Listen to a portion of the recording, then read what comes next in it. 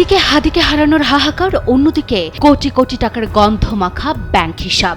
আলোচিত ওসমান হাদি হত্যা মামলার প্রধান আসামি ফয়সাল করিম মাসুদের ব্যাংক হিসাবে ১২৭ কোটি টাকার বেশি অস্বাভাবিক লেনদেনের চাঞ্চল্যকর তথ্য উঠে এসেছে।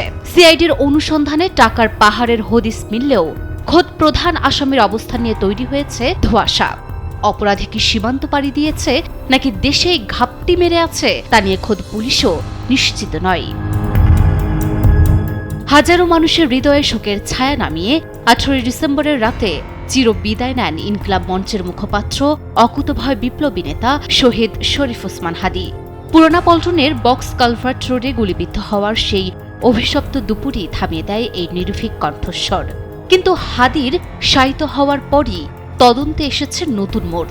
হত্যাকাণ্ডের মূল অভিযুক্ত ফয়সাল করিম ও তার স্বার্থ সংশ্লিষ্টদের ব্যাংক হিসাবে ১২৭ কোটি টাকার অস্বাভাবিক লেনদেনের সন্ধান পেয়েছে অপরাধ তদন্ত বিভাগ।